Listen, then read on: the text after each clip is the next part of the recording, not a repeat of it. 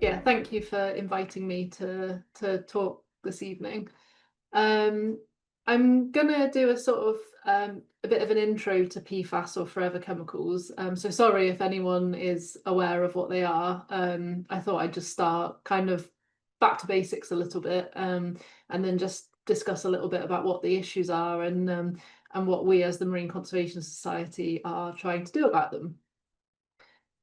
So I thought I'd just start with an introduction to myself. So, well, sort of what Margaret's already said, but my name is Francesca Ginley, and I have a purely chemistry background. So I did my bachelor's, master's, and my PhD all in chemistry. Not even environmental chemistry, really. I did look at the impacts or the possibilities to recycle the metals from solar panels using sort of less environmentally harmful methods. But alongside my background in chemistry, I've always had just a personal passion for the sea. My dad and my granddad were both keen divers, and I've just grown up being very involved in the sea and the marine environment. So when the job came up as a chemical pollution specialist for the Marine Conservation Society, it was a perfect fit. So like Margaret said, I am the Policy and Advocacy Manager for Chemicals at MCS, and basically what that means is I translate a lot of scientific research that's done on different groups of chemicals, at the moment specialising on PFAS, and convert that into policy asks for government and regulators, and then obviously advocate that to the government and try and get things changed. So PFAS, what are PFAS? It's an acronym for a start, so it stands for per and poly-fluoroalkyl substances. Now you don't really need to know too much about what that means, but a couple of sort of key bits to pick out of the acronym is that the S stands for substances, so it is a family of chemicals. It's a large family, several thousand. I think the latest figure was about 14,000 different chemicals sit within this family. They're all very similar in the sense that they've got this carbon-fluorine backbone, like you can see in the chemical structure on the side of the slide. They've got this backbone of carbons, and then they've all got fluorines attached to them. And this fluorine-carbon bond is one of the strongest bonds known in organic chemistry. So this is what makes them the forever chemicals, because this bond can't be broken down very easily at all. So they were first manufactured, well, they were first discovered as a bit of an accident, as all good chemicals are, in the lab. A PhD student did something to a sample and ended up freezing it and creating the first ever PFAS. And then they were actually first used to coat tanks in World War II to protect them against the elements. But then they were first properly manufactured for sort of consumer uses and more wide-scale uses in the 50s. So their first use was in Teflon pans. They don't exist anywhere naturally. There was a time when they thought they may exist naturally because they were found in the Mariana Trench. However, that's now been disproved, and all PFAS that are present on Earth are from man-made sources, man-made items.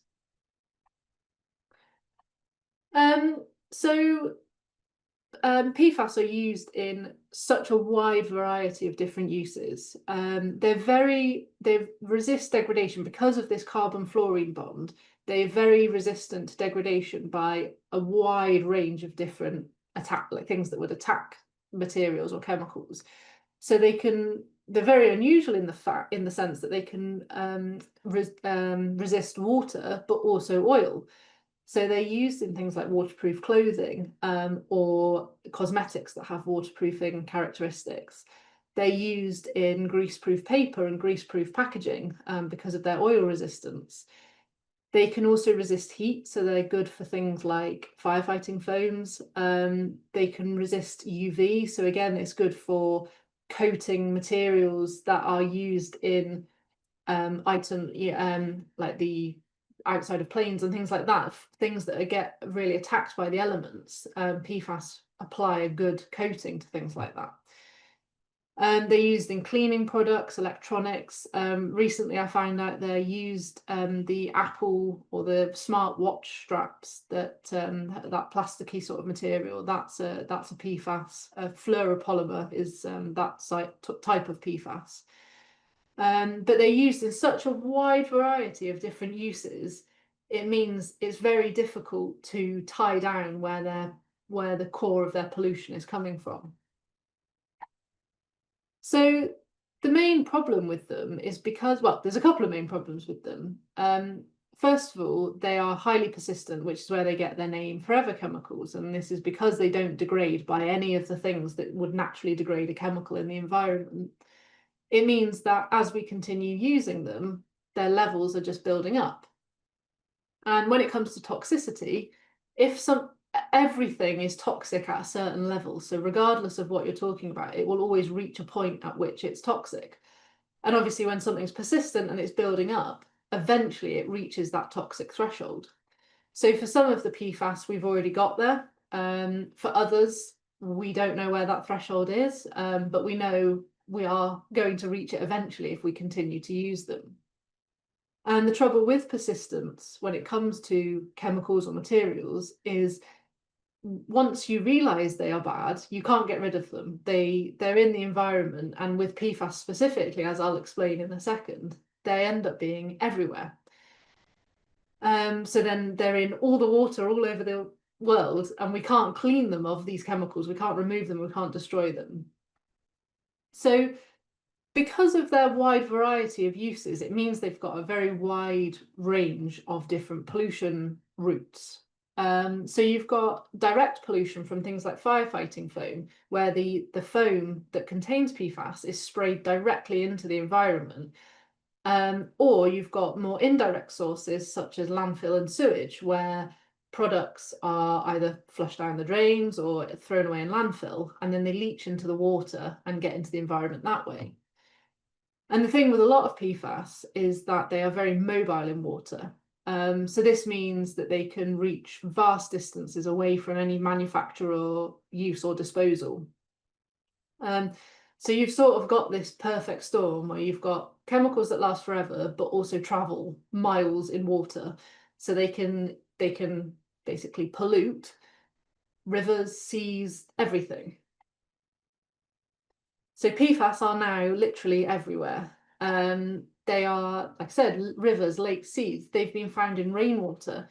They've been found in rainwater in such high quantities in some places that it wouldn't be considered safe by some countries' standards to drink that rainwater. They're in our drinking water. They've been found to be concentrated in sea spray. So rather than all of them sinking down to the deepest depths, which some do, some are actually captured in the foam in the sea spray and concentrated back on land. They're captured in Arctic ice, which for some of the older PFAS that are now banned, we're actually seeing a secondary pollution event as the ice is melting and then causing these old PFAS to come back into the water. And aside from just water, they've been found in everything from plankton right up to polar bears and whales and us as well. They're in everywhere that's been sort of studied. They've been found everywhere, in different foods, in different animals, in plants. I spoke to a researcher from Maine not that long ago, and she said, if you look for PFAS, you will find them. It's not a case of if, it's a case of how much. And I think that just sums the whole problem with PFAS up quite well. So there's a wide range of impacts that PFAS can cause, and it's a complicated thing to discuss because, as I kind of alluded to a second ago, there's so many PFAS. Some have got a lot of research that have been done on them and have shown a lot of impacts. Others in the group have not had that level of research done. In fact, the majority of PFAS in the group have not had that level of research done because it would just take too long. But as we kind of go through the different PFAS, we find similar issues that are coming out from all the different chemicals. So in general, it's always much more chronic effects, which again is very difficult to study in a lab.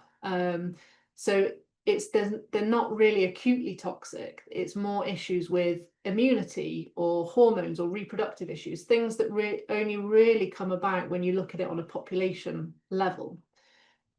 So this is true for both animals and humans. So a lot of research has been done on the immune function and vaccine efficacy in humans.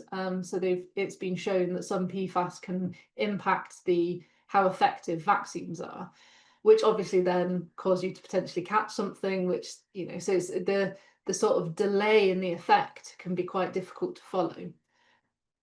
There's also impacts related to so there's another group of PFAS called the F gases, and these in a lot of cases have been used in replacement of CFCs in refrigerants and things like that. And we're actually seeing that these are just as bad, if not worse, greenhouse gases than what they replaced. So there's climate impacts here. And in the same way as CFCs, nobody expected the impact on the ozone layer with CFCs. And there are likely to be other impacts that we just aren't aware of yet, things we've not even considered. But because of their persistence, those impacts will be realised eventually. It's just a matter of time. I just put this together quite quickly the other day, just from a few different news sources. Just to highlight, really, I think the spread of news articles that are coming out pretty much daily now, I'd say. When I first started working on this 6 or 7 years ago, I'd celebrate if we got one article hidden in the depths of the Guardian somewhere. And now the BBC, Independent, Guardian, you know, big news outlets are covering it and covering it often as well. So I think it's definitely become an issue that is becoming more recognised. There's a lot of links to so many different areas, whether we're looking at it from a human health point of view or an environmental point of view, or linked to things that are, you know, military uses and things like that. There's so many different angles that are looked at when it comes to PFAS in the news. It makes it quite a wide-ranging topic that's reported on, which is very good for me from a advocacy point of view, because it makes it a lot easier when MPs and things like that have already heard of PFAS and are already aware that there's a potential problem. When you're trying to bring it to their attention beforehand, it was quite tricky. So a question I get asked a lot is, are there alternatives? And it's a difficult, well, it's an easy and a difficult question, because in short, yes, there are lots of alternatives. The difficulty is you can't look at one alternative for all PFAS, because if you do, you'll just end up with the exact same group of problems as PFAS, because the reason they are so good at what they do is because they are able to resist water, oil, heat, UV, flames, all those things I mentioned before. But that is what makes them very resistant to degradation in the environment. So there's this new concept called, I can't remember, my brain's gone. There's a new concept, and it basically looks at, rather than replacing the chemicals by their characteristics, you look at each use separately instead. And you look at the use and say, could an alternative product or a different technology or a different process of making this product, could that replace the PFAS in it? So a good example of this could be with Teflon pans. So rather than just saying we need another non-stick coating, is there an alternative process or technology that could be used like this? I've seen these ones with like the hexagon shapes that are stamped into the pan metal, and that the different shape and the different texture of the pan actually makes it non-stick. Or, you know, could you have a different product altogether, a stainless steel pan, a cast iron pan? Or last case scenario, not even last case in some cases, but could you have an alternative chemical that replaces the PFAS in that product? And there's been a lot of work that's been done on this functional substitution. That's what it's called, functional substitution, where you're looking at the function of the chemical rather than the actual chemical itself. So there's a couple of scientists, Professor Ian Cousins and Professor Hans-Peter Arp, who have done a lot of work on this, and they have created a spreadsheet, a huge spreadsheet of all different alternatives to all the different PFAS uses and where they could be immediately changed and where some work still needs to be done. But every week there's more research coming out about alternatives because of how the landscape is looking politically. So in terms of regulation around PFAS, this is changing now on, like I said, on an almost weekly basis. So obviously when we Brexited, as part of that, we took on our own chemical regulation. So the EU has something called EU REACH, which is what governs all the use, manufacture, restrictions and authorizations of chemicals. And we created our own system of that. Now, because of a lot of capacity issues, we're trying to run a very large system with much fewer people and much fewer, obviously we don't have member states like the EU has to run that sort of system. Our chemicals regulation in general has been much slower than the EU since we left. So I can't remember the exact numbers now, but I think the EU has had it's in the teens, I can't remember exactly how many, but 15, 16, 17 restrictions, and we've had one since we left.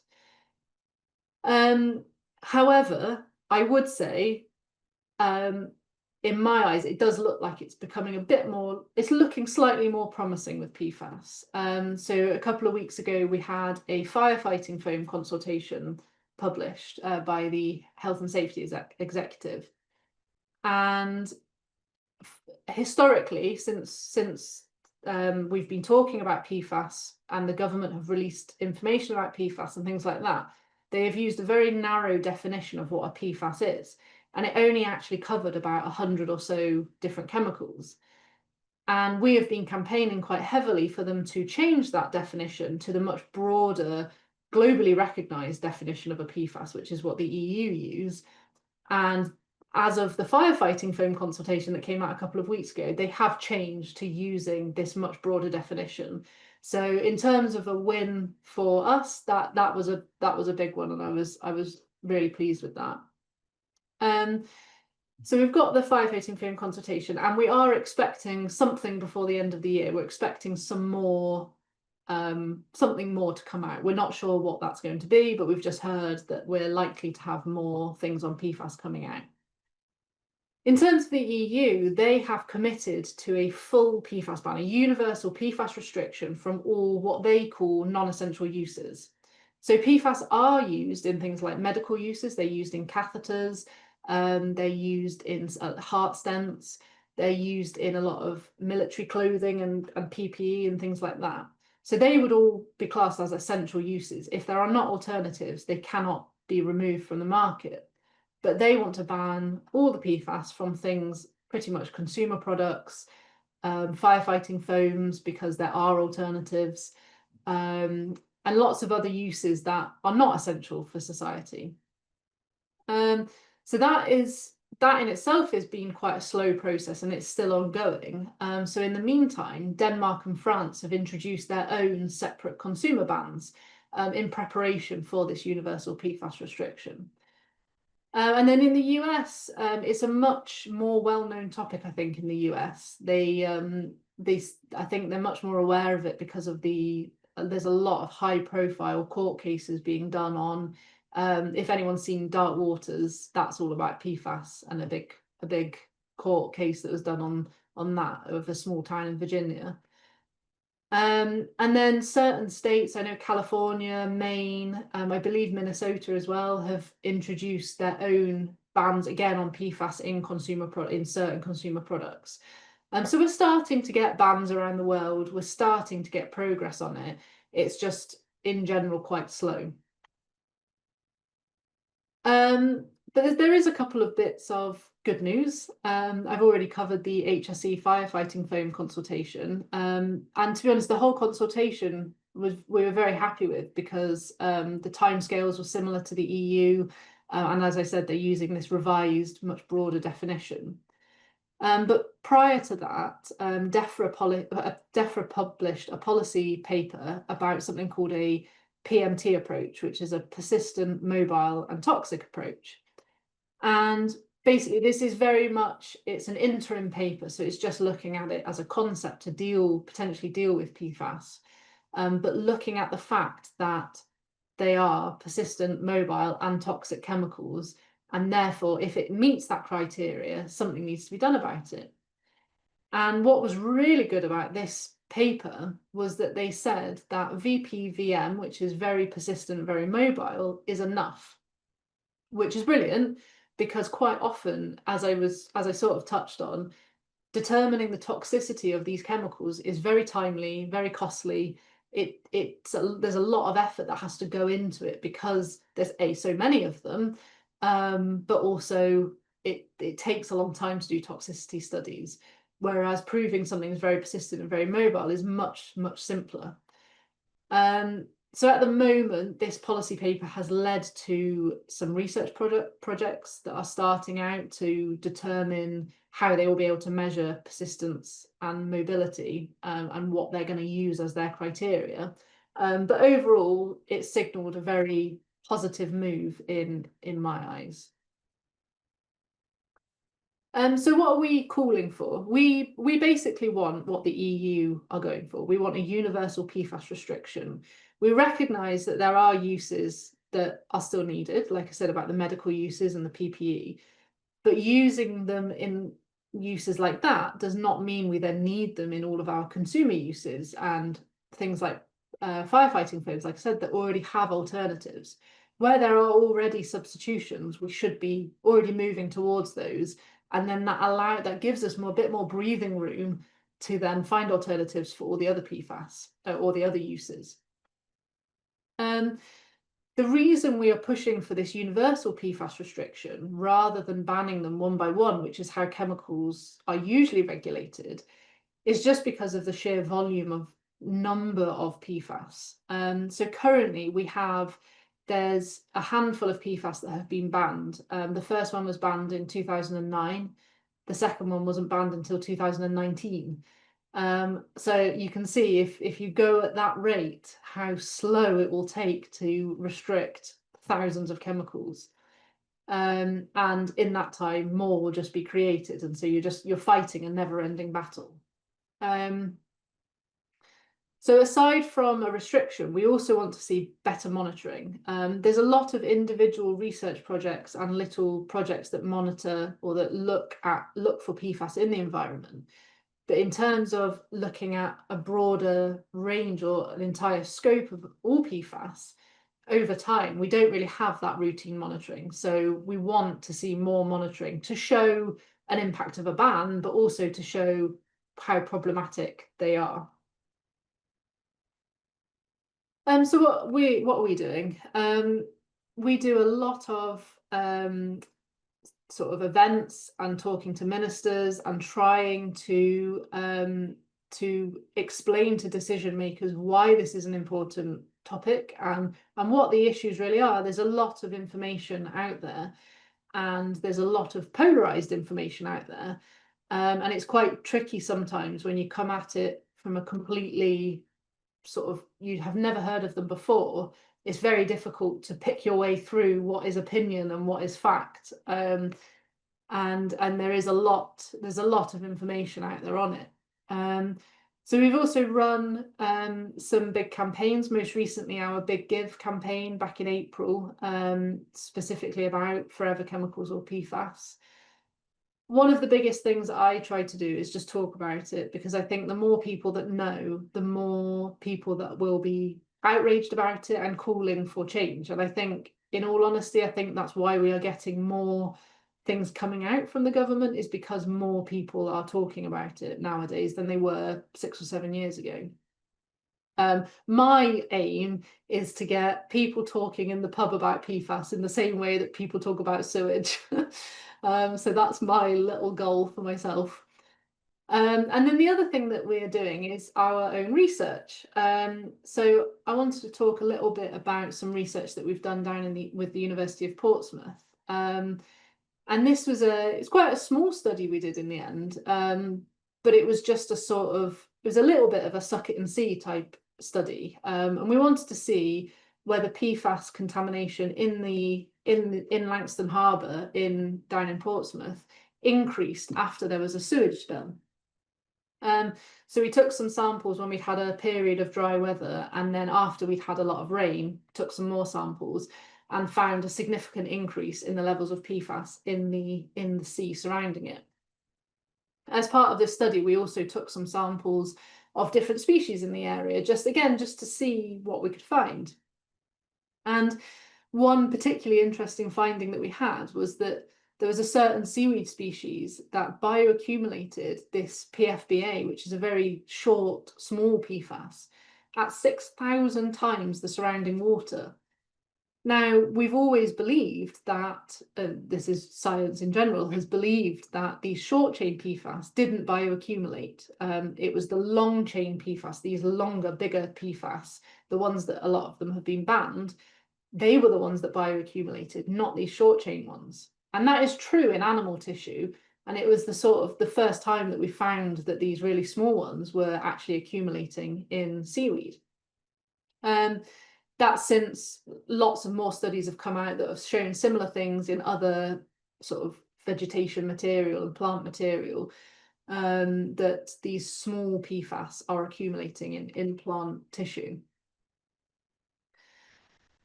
We also did some work with Watershed Investigations, which are an investigative journalist organisation, and we collected the data that was available either from academics or from government data of any PFAS in animals around the UK. And then we've put it on their pollution map, which also shows things like landfill sites, sewage discharges, chemical manufacturers, things like that.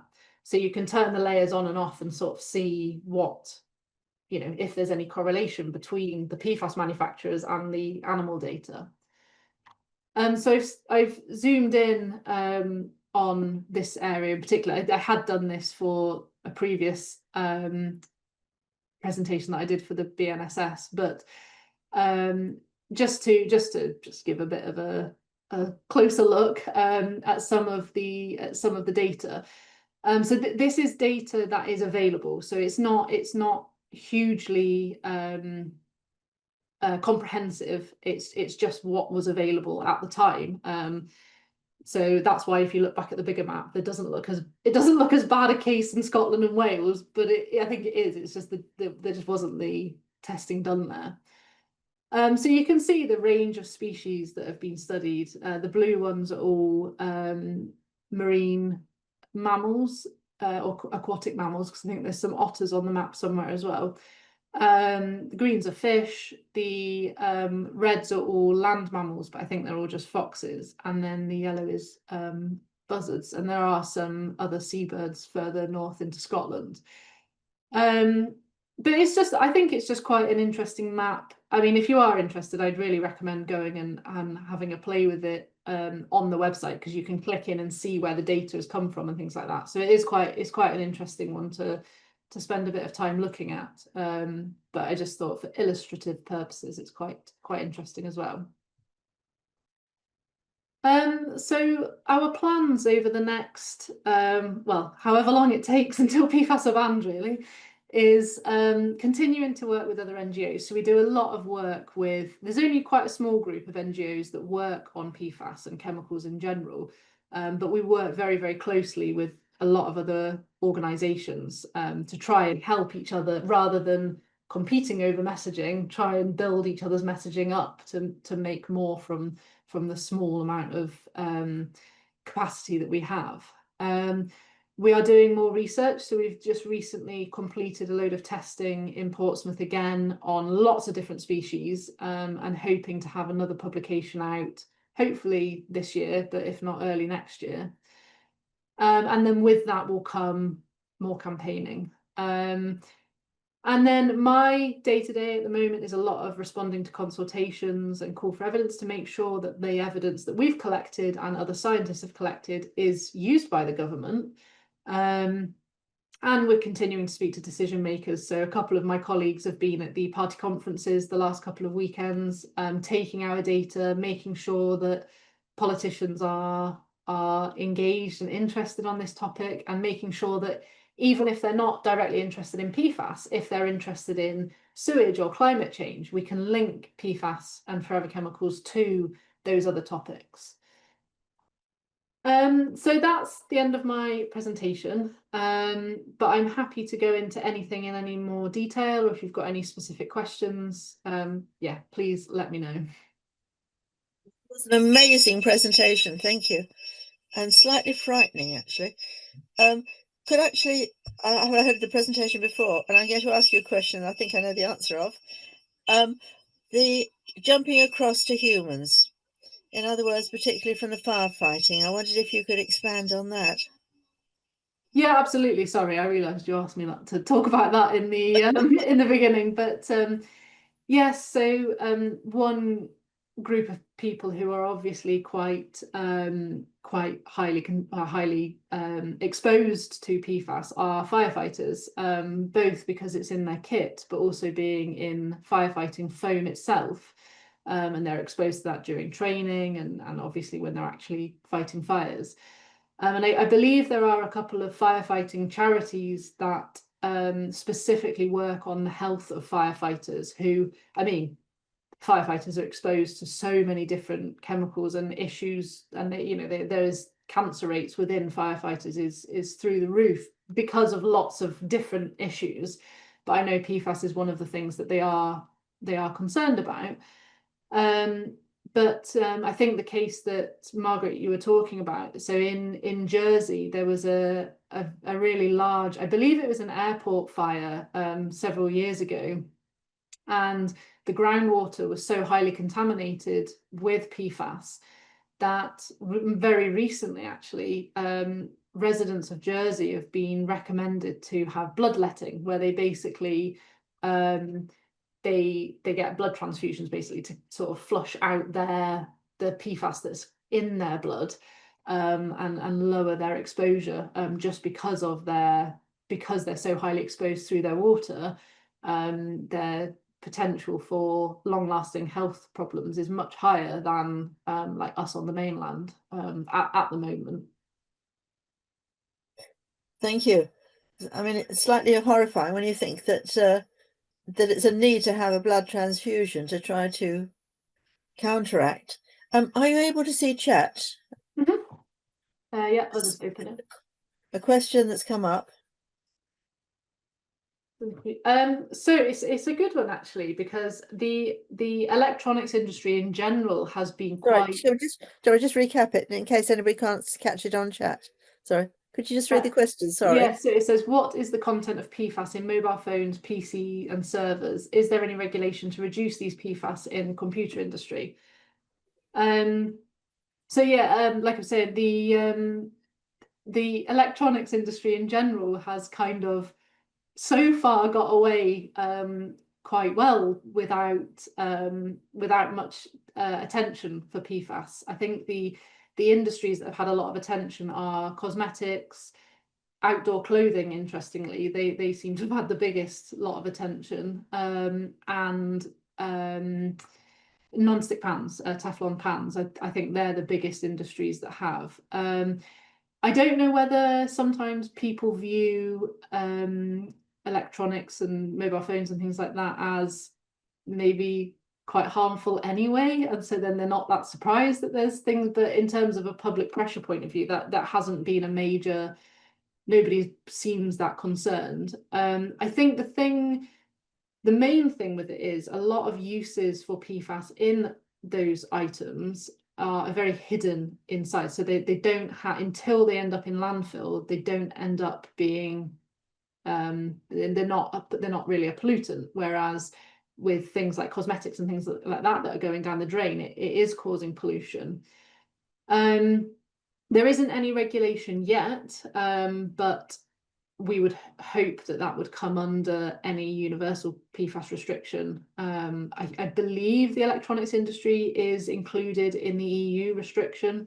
So we would like to see the same in the UK. I think there are alternatives for certain uses. I don't know the ins and outs of it that well, but I believe there are alternatives for certain uses already. So yeah, we would like to see those substituted, but currently there's no regulation other than the ones that have already been banned.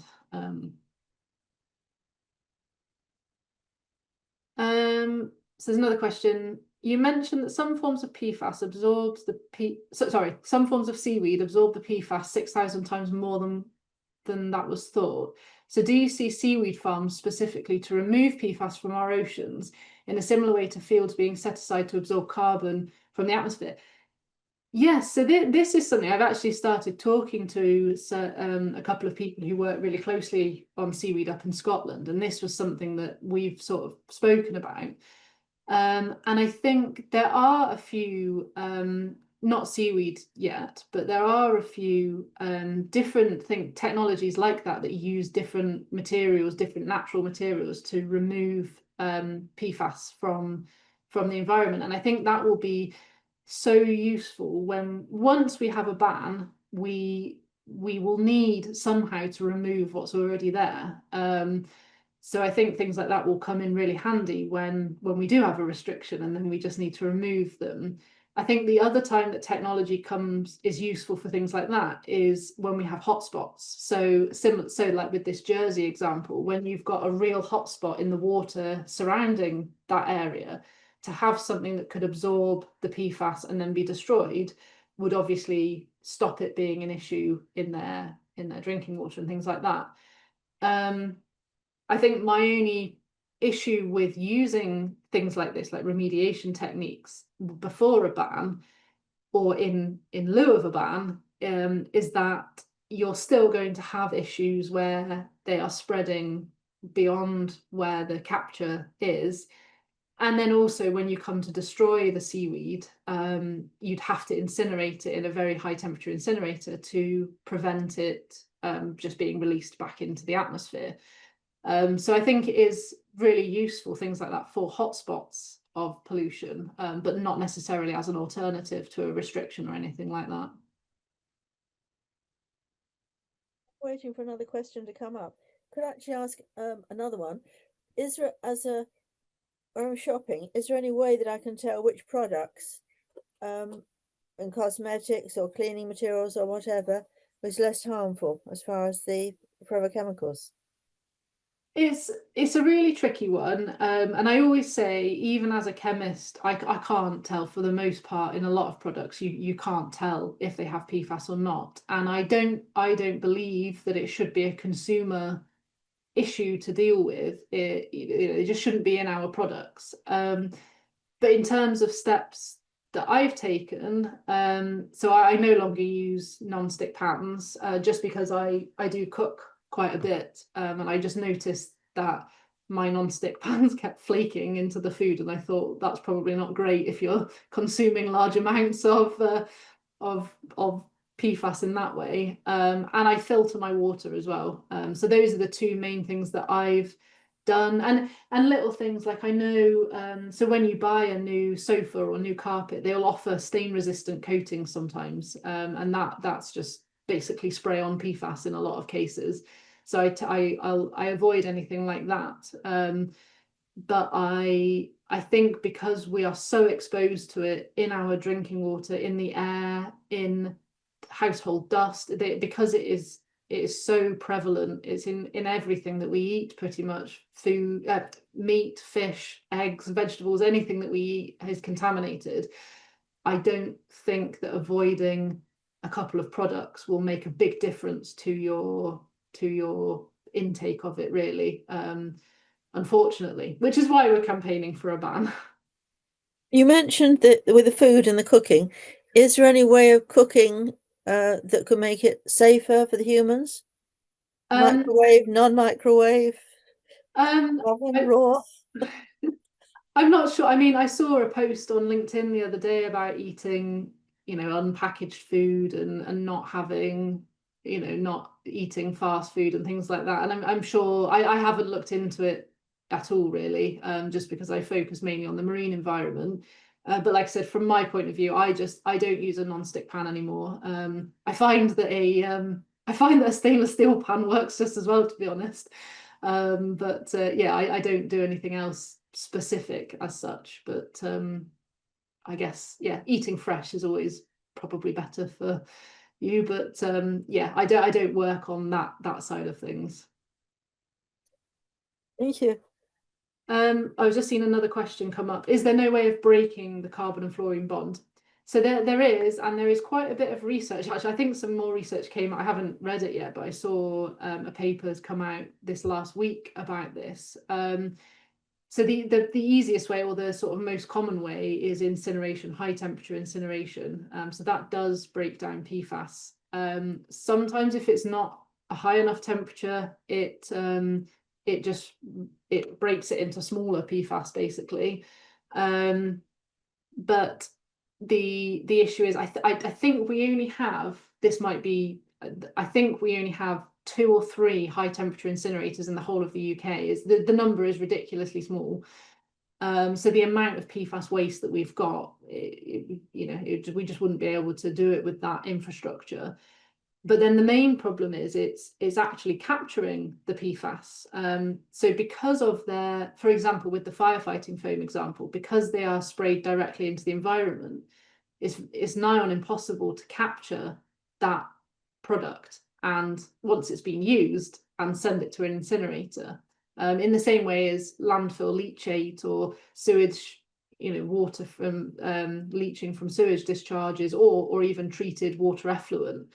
It's very difficult to do anything to that waste. So that's the main problem with any bond breaking thing. Again, it would be very useful if firefighting foams containing PFAS were banned, for example.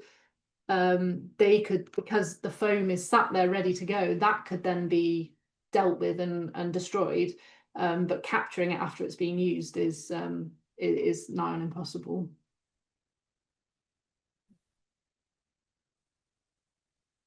It's been quite stunning, a rather terrifying session, especially when a lot of people seem to be very keen on wild water swimming. And you mentioned that all but one of the rivers have got problems in the UK. I mean, all rivers are contaminated with some of the long chain PFAS, but there was some research done recently by one of our sort of colleague organisations, FIDRA, to show levels of TFA, which is the smallest type of PFAS there is, and that was their research that was quoted about the all but one river. I think there is a bit of research that's been done on dermal absorption of PFAS, so obviously through swimming and things, but the same thing back to everyone's exposed when they eat and drink water and things like that. So I don't know if anyone's actually done any research to compare the absorption through swimming and things like that with other sort of more ingestion or inhalation absorption.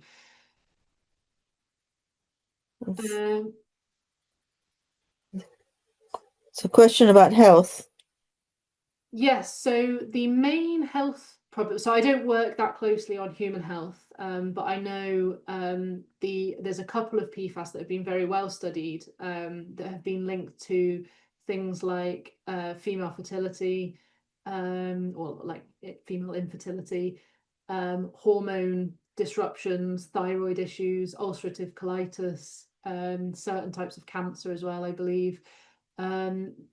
The best, if you want to know more about that, like I said, I don't work that closely on that, but we work very closely with an organisation called ChemTrust, and they do a lot of work on the impacts of PFAS and broader chemicals on human health. So I would really recommend going and having a look on their website. But I think, like I said in the presentation, it's a lot of chronic health conditions that can be linked to PFAS exposure.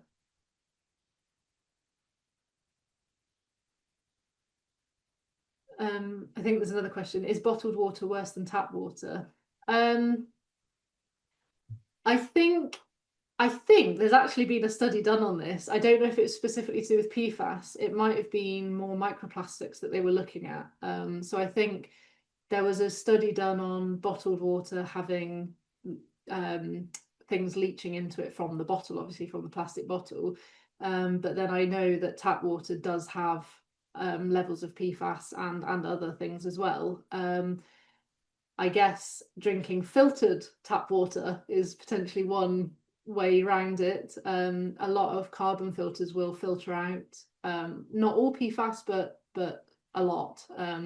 So that's all I use is just filtered bottled water, filtered tap water. Sorry. But yeah, I guess it would be an interesting study to do. I mean, obviously, the Marine Conservation Society have an issue with bottled water from a macroplastic point of view, one microplastic.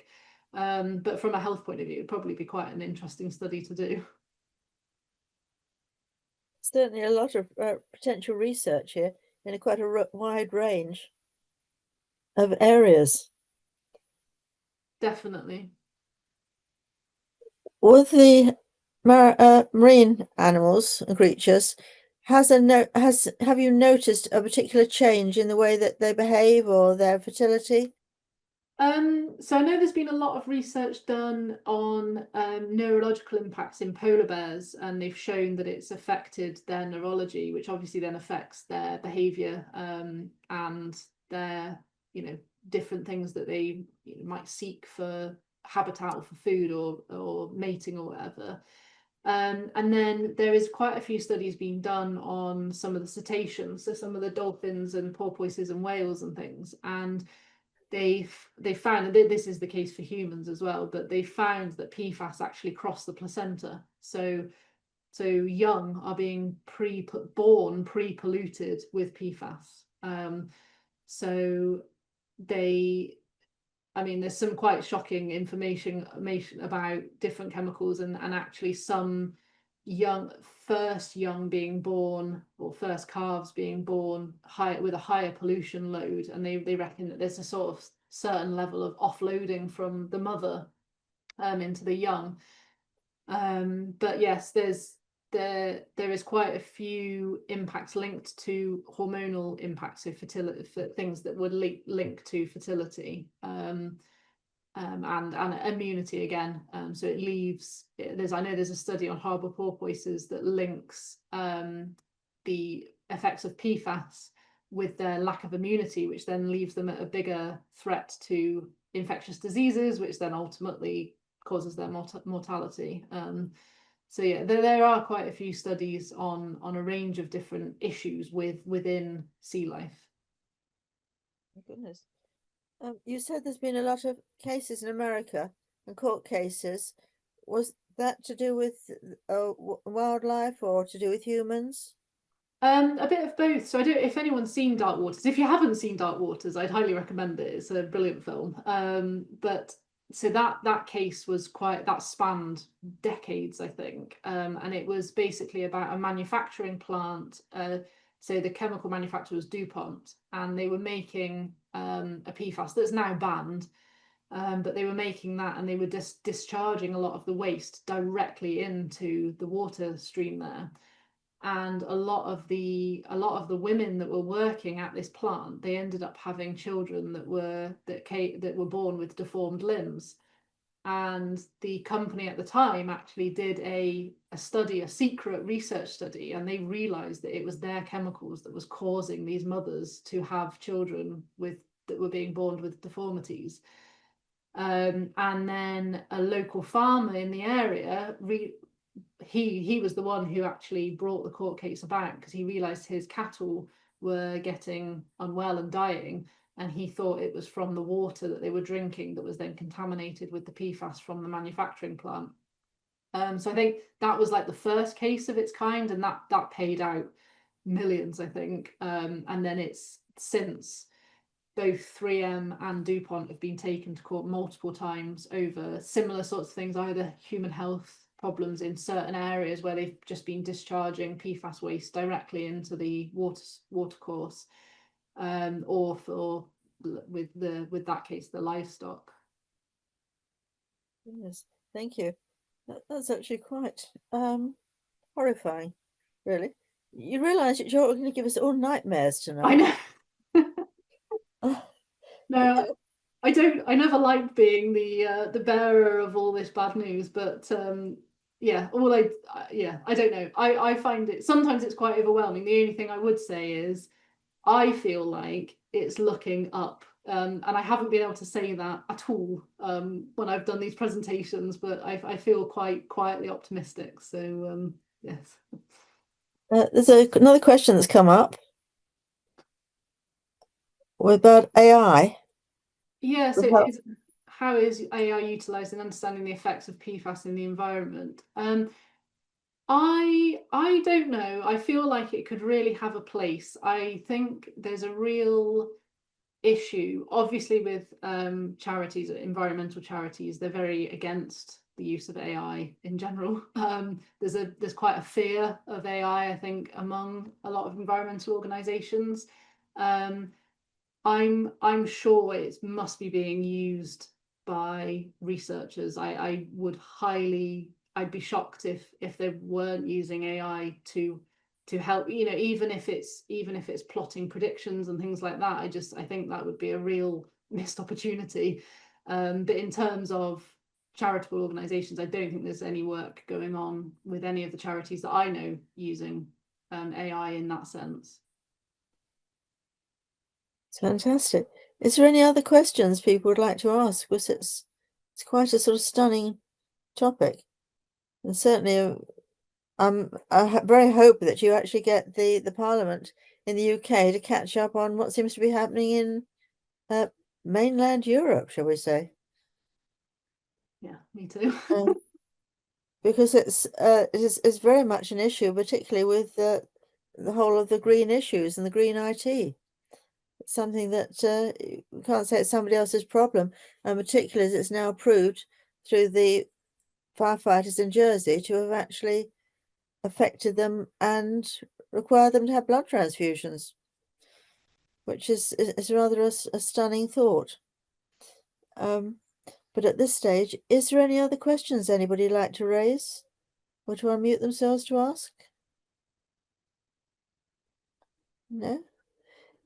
In which case, I think we'd very much like to show appreciation. So if we could actually ask people to either use the reaction or to clap and to say just how much that we appreciate it, because it's opened a whole new area to us that really we weren't aware of, the actual fears and the problems there, and problems have got to be addressed.